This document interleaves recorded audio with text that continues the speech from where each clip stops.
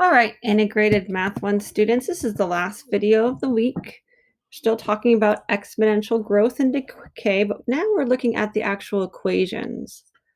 And in the previous units, you looked at multiple representations of linear. So in this lesson, we're going to look at multiple representations to learn about the growth ratio and the starting point of those exponential functions. So here we have a bungee jumper that leaps from a bridge. So here's our bridge right here. And this gentleman, the diagram shows the jumper's height from above the ground at the top of each bounce. So as he jumps, he's going to bounce up to this point, and then when he jumps and when he goes down again, he's going to bounce up to this point. When he goes down again, he's going to bounce up to this point. Kind of like that. Use the diagram to make a table and a graph. So what do we know? Do we know that starting value? Well, our diagram does not give us that. We actually have no idea what the height is from the bridge to the ground, other than we know it's more than 200 feet. Well, we know the first bounce is 200.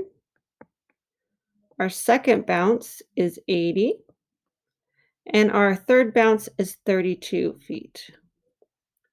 So this looks like a example of decay. So as we go down, we're decreasing. We're multiplying by that growth ratio, which is a ratio meaning a fraction. But how do I find that fraction between these two? Well, if I have the 280, what I could do is take the 80 over 200 and reduce it down, and that's going to give me a fraction that's the distance between these two. So let me reduce down the 80 and 200. I'm just taking the second bounce and first bounce and looking at the differences between these two. So I'm going to reduce this fraction down over here. I'm going to make this like a little sidebar here. So I'm just going to reduce this fraction by 80 over 200. That's the same as 8 over 20, which is equal to 4 over 10, which I can reduce down even more to 2 over 5. So if I multiply this 200 by 2/5, my gross ratio, I'm going to get 80. And by that same token, if I multiply the 80 by 2/5,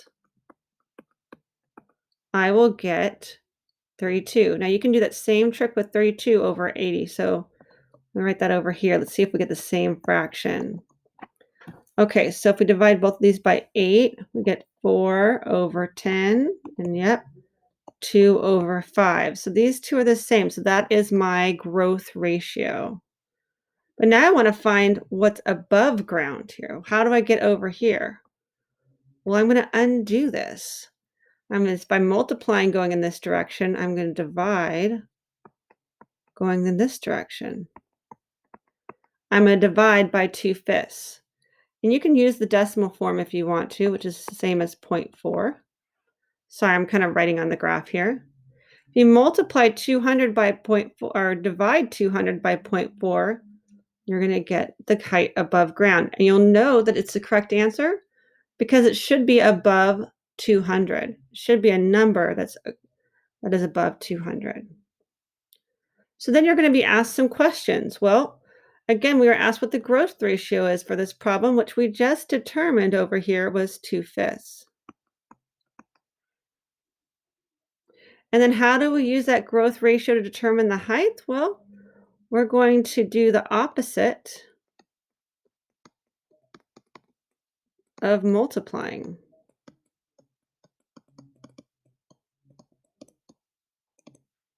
So we're going to divide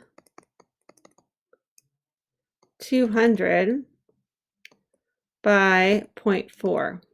That's easier to put in your calculator than 2/5.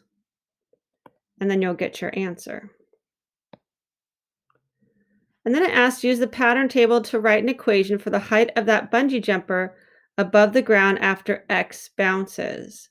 Now remember, when we've done this before, we had our number of bounces right here, and then we have the height above ground. So as you make your equation, your y is going to equal to your starting value,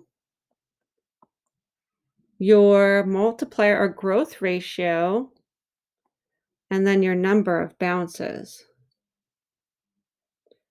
And then from there, like you've done in the past problems, you're going to talk about what the pattern is, and then determine after 5 bounces and 10 bounces what the bungee jumper will be at. So I've done the first part of this problem for you, but the main point I want you to see is that even though we didn't have that starting value, you can figure that out by doing the opposite. So instead of multiplying going down, we're going to divide by going up. Okay.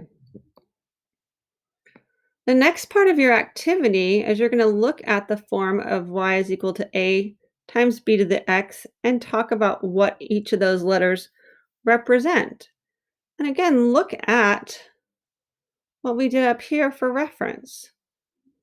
What does that bounce number mean? What does the height above ground mean? And then what about what I'm multiplying it by with the growth ratio?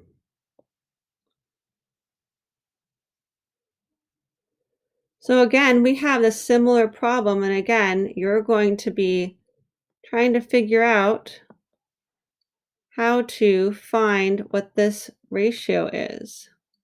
And I'll give you a hint. With this one, I just reduced the fraction, but notice I had it in 80 over 200. If I divided 80 divided by 200, do you know what I'll get? 0.4, which is what this is over here. So that's a hint on how to find the numbers to do this table. And again, you're going to undo where you're going in this direction. All right, I hope that video was helpful. Again, think through the problems, take your time, but otherwise, enjoy this work.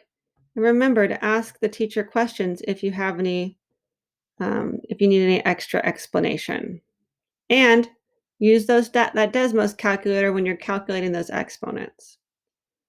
All right, we will see you in the next